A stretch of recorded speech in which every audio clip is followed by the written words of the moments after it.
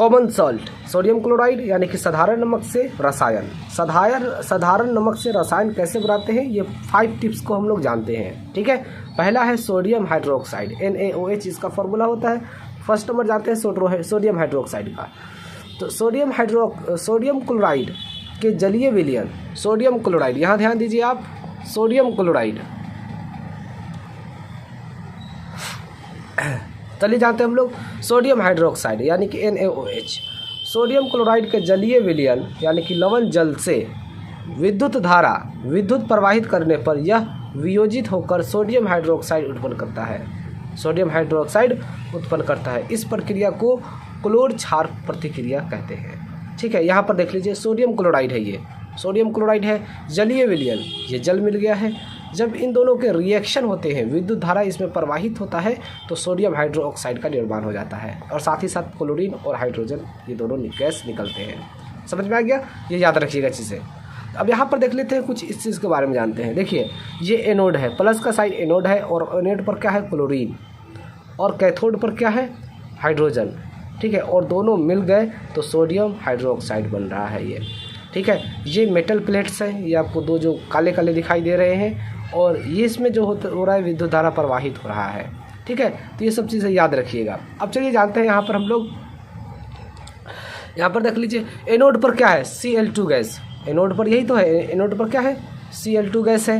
Cathode पर क्या है, H2 गैस है। ठीक है, और फिर कैथोड के पास, ये कैथोड है, इस कैथोड के पास क्या है बताइए, सोडियम हाइड्रोक्साइड है, सोडियम हाइड्रोक्साइड है कैथोड के पास। समझ में आ गया डियर, क्लियर। नेक्स्ट समझते हैं अब इसका उपयोग क्या क्या है, ये सब जान लेते हैं हम लोग। देखिए इसका उपयोग जो होता है H2 यानी कि ईंधन मार्गरीन में होता है, ईंधन के रूप में इसका H2 का यूज़ होता है। ठीक है, फिर क्लोरीन, जल की स्वच्छता यानी कि जल को ये स्वच्छ करता है, साफ़ सुथरा करता है। PVC, CFC के यूज़ में भी किए जाते हैं। ठीक है, HCl, हाइड्रोजन क्लोराइड, ठीक है, इस्पात की सफाई के लिए करते हैं, औषधि के लिए HCl का यूज़ करते हैं। सोडियम हाइड्रोक्साइड, धातु से ग्रीस हटाने के लिए हम सोडियम हाइड्रोक्साइड का यूज़ करते हैं। साबुन के लिए यूज़ करते हैं, कागज़ बनाने के लिए भी, साबुन और कागज़ बनाने के लिए भी हम लोग सोडियम हाइड्रोक्साइड का यूज़ करते हैं, इस्तेमाल करते हैं। ठीक है, नेक्स्ट समझते हैं अब हम लोग यहाँ पर क्लोरीन और फिर सोडियम हाइड्रोक्साइड यानी कि ये क्या बनेगा, विरंजक चूर्ण बना। ठीक है, और घरेलू विरंजन, वस्त्र विरंजन के लिए। ठीक है, तो घरेलू विरंजन के लिए भी हम लोग इस तरीके से बना सकते हैं। ठीक है, वस्त्र विरंजन के लिए भी हम लोग बना सकते हैं। ठीक है, यहाँ जानते हैं अब हम लोग विरंजक चूर्ण। ठीक है, यानी कि ब्लीचिंग पाउडर इसको बोलते हैं, CaOCl2। ये याद रखिएगा, शुष्क बुझे हुए चूने, ये शुष्क बुझा हुआ चूना है। इस पर क्लोरीन से जब रिएक्शन करवाते हैं, जब अभिक्रिया करता है तो विरंजक चूर्ण यानी कि ब्लीचिंग पाउडर बनता है और साथ ही साथ वाटर निकलते हैं। समझ में आ गया। नेक्स्ट समझते हैं इसका जो उपयोग होता है विरंजक चूर्ण का यानी कि CaOCl2 का, इसका यूज़ जो करते हैं हम लोग वस्त्र उद्योग में सूती व लिनेन के विरंजक के लिए करते हैं। वस्त्र उद्योग में करते हैं, सूती और लिनेन के लिए करते हैं। कागज़ की फैक्ट्री में लकड़ी के मज़ा का मतलब लकड़ी को पीस कर, ठीक है, बहुत बारीक सा कर देना के विरंजन के लिए करते हैं। ठीक है, रसायन, और यहाँ पर रसायन उद्योगों में एक उपचायक के रूप में पीने वाला जल को जीवाणु के मुक्त करने के लिए रोगाणु नाशक के रूप में। ठीक है, रोगाणु यानी कि पीने वाले जो जल होते हैं उसमें भी हम लोग ब्लीचिंग पाउडर का यूज़ करते हैं ताकि वो रोगाणु नाशक यानी जो बैक्टीरिया हो उसके अंदर वो सारा मार दे। जानते हैं बेकिंग सोडा। ठीक है, इसका फॉर्मूला क्या होता है बेकिंग सोडा का, ये होता है सोडियम हाइड्रोजन कार्बोनेट, इसी को बोलते हैं बेकिंग सोडा। अब ये देखते हैं बेकिंग सोडा कैसे बनता है। देखिए sodium chloride, water, carbon dioxide और अमोनिया, इन चारों के रिएक्शन से क्या बनता है, बेकिंग सोडा बनता है, यानी कि सोडियम हाइड्रोजन कार्बोनेट बनता है और साथ ही साथ अमोनियम क्लोराइड भी बनते हैं। ठीक है, समझ में आ गया। यह एक दुर्बल का मतलब कमज़ोर, असंक्षरक का मतलब इस पर कभी संक्षरक होगा ही नहीं। ठीक है, क्षारक है। ठीक है, खाना पकाते समय गर्म करने पर इसमें अभिक्रिया होती है। बेकिंग सोडा का यूज़ हम लोग खाना पकाने में इसका उपयोग करते हैं। ठीक है, अब यहाँ पर देख लीजिए, ये हो गया बेकिंग सोडा। बेकिंग सोडा को जब आप रिएक्शन करवाइएगा तो पता है क्या बनाएगा, सोडियम कार्बोनेट बनाएगा, साथ ही साथ वाटर भी निकलेगा, कार्बन डाइऑक्साइड भी निकलेगा। ठीक है, अब यहाँ देख लीजिए इसका उपयोग बेकिंग पाउडर, ठीक है, बेकिंग सोडा यानी कि बेकिंग पाउडर बनाने में बेकिंग सोडा और टार्टरिक अम्ल का यूज़ करते हैं। ठीक है, बेकिंग पाउडर अलग चीज़ है, तो बेकिंग पाउडर बनाने के लिए हम लोग बेकिंग सोडा और टार्टरिक अम्ल हमें का यूज़ करना पड़ता है जब बेकिंग पाउडर बनेगा। अब अगर आप इसमें टार्टरिक अम्ल हटा दीजिएगा तो बेकिंग सोडा बन जाएगा। ठीक है, समझ में आ गया।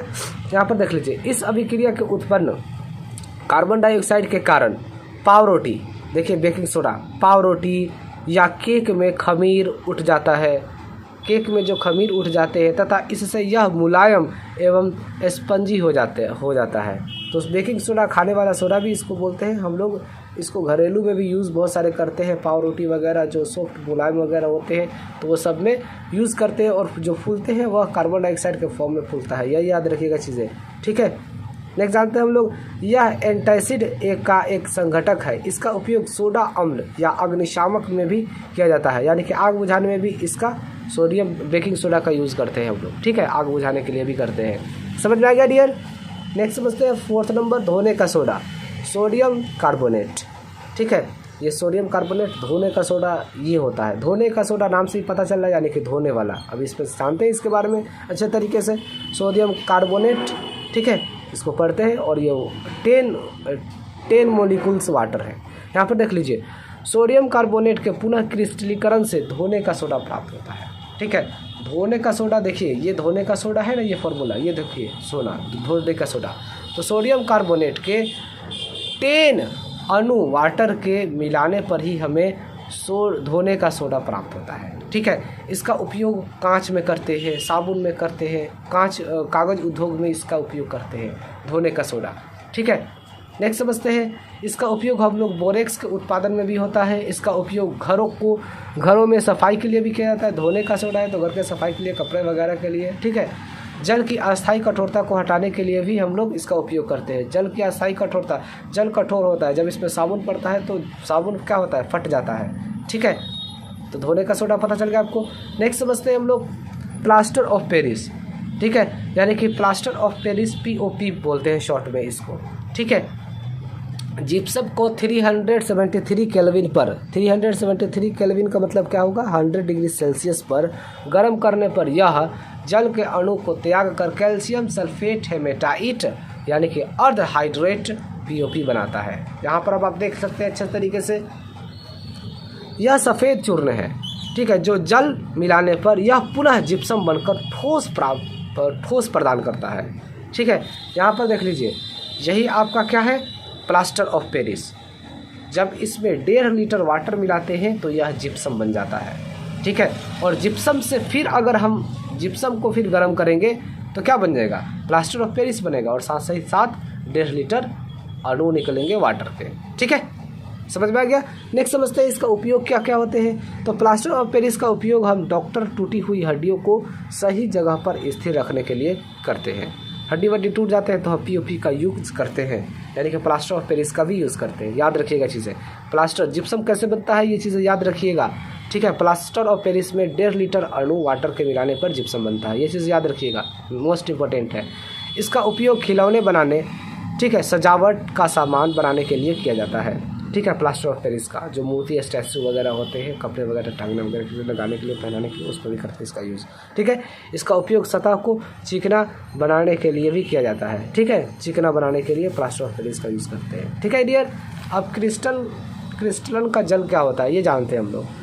लवण के एक सूत्र इकाई में जल के निश्चित अणुओं की संख्या को क्रिस्टलन का जल कहते हैं। देख लीजिए, क्रिस्टल का जल कितने हैं, 5 अणु हैं। क्रिस्टल के जल, ये क्रिस्टल है, क्रिस्टल के जल कितने हैं, 10 अणु हैं। क्रिस्टल के जल के कितने अणु हैं, 2 अणु हैं। ठीक है, तो ये बहुत मोस्ट इम्पोर्टेंट था। ठीक है डियर, तो मैंने आपका चैप्टर 2 कंप्लीट कर दिया हिंदी में, और बहुत ही जल्द मैं इंग्लिश में भी चैप्टर 2 लेकर आने वाला हूँ। ठीक है डियर, ये आपको अच्छे तरीके से समझ में आ गया। अब हम लोग नेक्स्ट वीडियो में इसके क्वेश्चन आंसर के भी बारे में हम लोग अच्छे तरीके से जानेंगे। इसको क्वेश्चन आंसर जिसके भी इसको होते हैं ना, ये सब क्वेश्चन आंसर के बहुत सारे हैं यार, ये सारे क्वेश्चन आंसर को भी हम लोगों को अच्छे तरीके से समझना होगा। ठीक है, फिर हम लोगों का एक अच्छा रिजल्ट आ जाएगा। ठीक है डियर, ओके, तब तक के लिए जय हिंद।